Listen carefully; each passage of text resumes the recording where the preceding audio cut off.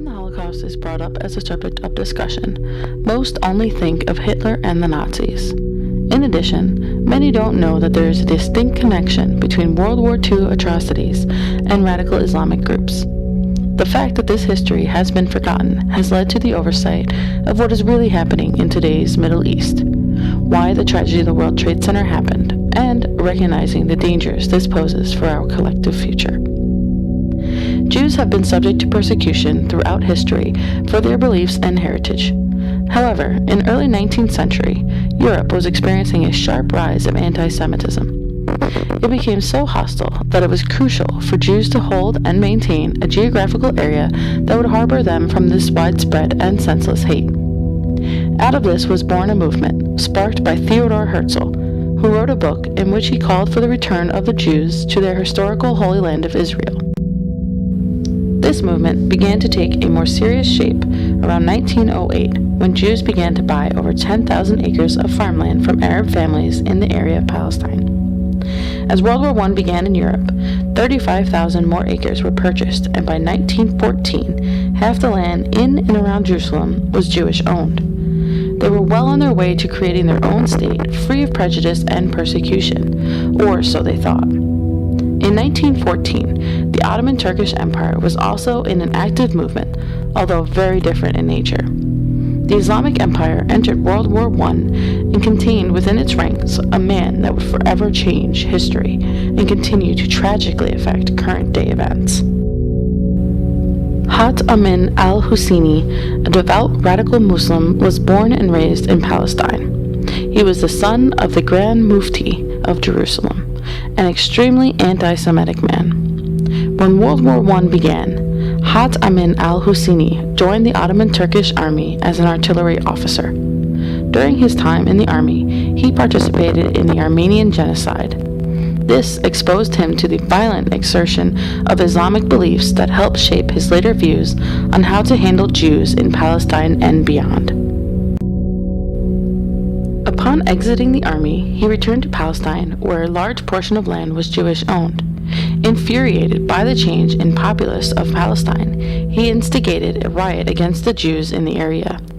This tragically ended in a total of 47 Jews killed and over 140 wounded. For this, he was convicted and sentenced to 10 years in prison by the British government under the Mandate, but he fled the charges. About a year later, in 1921, the British Mandate High Commissioner of Palestine, Sir Herbert Lewis Samuel, extended a pardon to him so as to try and quell the tension in the Palestine Arab community. Samuel also appointed him as Grand Mufti of Jerusalem, a high-ranking and influential position in the Islamic community. Upon Hat Amin al-Husseini's return to Jerusalem as Grand Mufti, he was celebrated by his fellow Israeli Muslims as a hero for his efforts in starting the riot.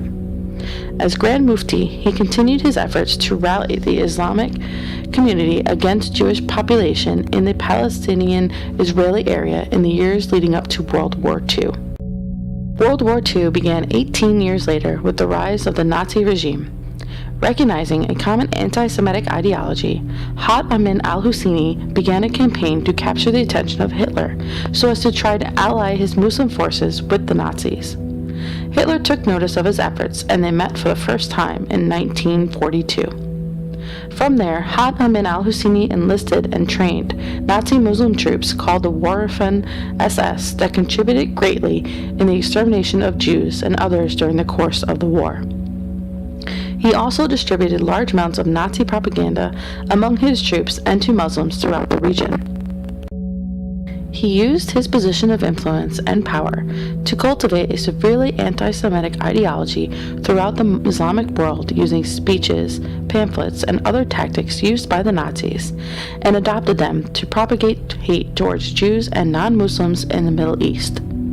After the war ended, Hat Amin al-Husseini was tried and convicted for his involvement in World War II, but escaped and found welcomed asylum in Egypt, where he continued to influence and shape the ideology of Islam.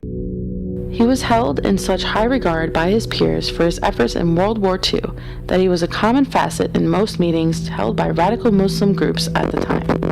In fact, his presence was so public that it would have been fairly simple to locate him and bring him to justice for his crimes against humanity. This, however, was not the case, mainly because the nations that would have the means to do so also had great interest in the Middle East and did not want to stir up any conflict. This tragic neglect allowed Haj Amin al-Husseini to continue his campaign against Jews and non-Muslims throughout the world. This would have tragic repercussions in the future. Through Haj Amin al-Husseini's direct efforts, many extremely radical offshoots of Islam have taken shape under his direction and by his example. He was a founding father to the creation of the Arab League, an organization whose main focus is Islamic supremacy. He also influenced, developed, or helped to create some well-known radical Islamic groups such as Al-Qaeda, Salafi jihadists, and the Muslim Brotherhood, Islamic Jihad, Hezbollah, and Hamas. Many of these groups use propaganda to emulate the Nazi regime of World War II. Throughout the Islamic Arab community in the Middle East and beyond, many newspapers contain anti-American, anti-Semitic, and anti-Western world propaganda. Many of the cartoons look almost identical to Nazi Germany's anti-Semitic propaganda. The Protocols of the Elders of Zion, for example, is an anti-Semitic conspiracy book that claimed Jews were trying to take over the world, among other fallacies. This propaganda was once used to justify and perpetuate the genocide of millions of Jews during the Nazi reign of terror. This same publication has been reformatted in Arabic and is now part of commonplace political platforms in today's radical Islamic groups.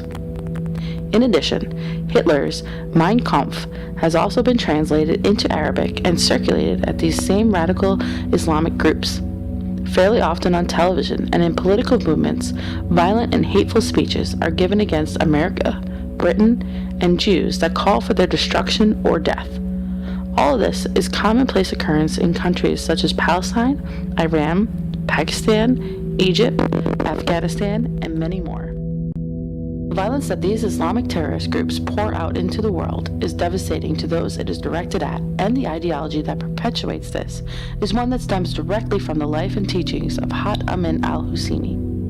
In a self-proclaimed holy war, radical Muslims have launched attacks on those who they believe are in collaboration with Jews or those who are not Muslim. These attacks have touched every corner of the world and have been happening up to and past the tragedy of the World Trade Center on September 11, 2001. The fact that these events may not have happened had Haj Amin al-Husseini been brought to justice is an unavoidable reality that we must face.